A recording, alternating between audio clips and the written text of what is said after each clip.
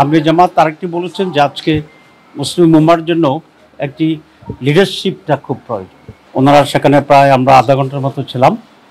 ওনারা আমরি জামাতের স্বাস্থ্যের খবর নিয়েছেন, আমরি জামাতের ডেলিগেশনকে ওয়েলকাম করেছেন এবং উনি যে একটি বিষয়ে সেখানে আলোচনা রেখেছেন সেটা হচ্ছে মুসলিম উম্মার ঐক্যের ব্যাপারে উনি বলেছেন যে, এবং বিশেষ করে ফিলিস্তিনিদের হামাসের উপরে যে জুলুম অত্যাচার চলছে এ ব্যাপারে উনি অত্যন্ত গভীর উদ্বেগ প্রকাশ করেছেন এবং আগামীকাল জেদ্দায় মুসলিম পররাষ্ট্রমন্ত্রীদের একটা বৈঠক হওয়ার বিষয় আছে, সেখানে যাতে একটা ইউনাইটেডলি একটা শক্ত ভূমিকা মুসলিম বিশ্ব নিতে পারে সে ব্যাপারে উনি দৃষ্টি আকর্ষণ করেছেন। পাকিস্তানের সফররত উপরাষ্ট্রমন্ত্রীও ইসরায়েলের ব্যাপারে ওনাদের কনসার্ন পেশ করেছেন এবং বলেছেন মুসলিম উম্মা আর এটা সম্মিলিত দায়িত্ব এবং পরে সকলে তারা ভূমিকা পালন করে। আমরি জামাত আরেকটি বলেছেন যে আজকে মুসলিম উম্মার জন্য একটি লিডারশিপটা খুব প্রয়োজন এবং এটা কম্বাইন্ডলি যেন এরকম একটা লিডারশিপ তৈরি হতে পারে সে ব্যাপারে উনি দৃষ্টি আকর্ষণ করেছেন।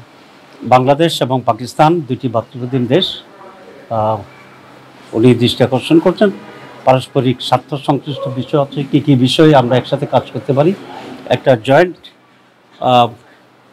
একটা বডি তৈরি হয়ে পসিবিলিটিসগুলো ইনভেস্টমেন্টের ক্ষেত্রগুলো ফাইন্ড আউট করতে পারে এবং সেভাবে আমরা এগিয়ে যেতে পারি। মূলত ওইটাই জিনিস ছিল।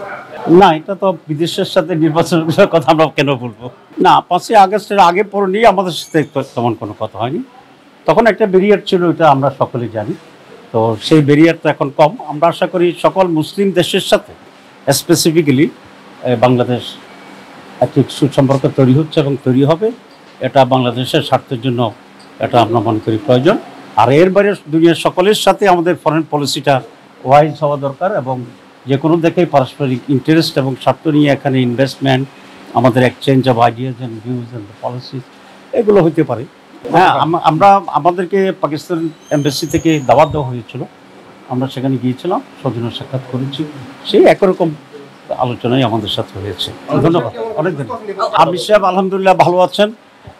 আপনারা জানেন যে ওপেন হার্ট সার্জারি একটা বিগ সার্জারি, এটার পরে কমপক্ষে 1 মাস 1.5 মাস রেস্টে থাকতে হয়।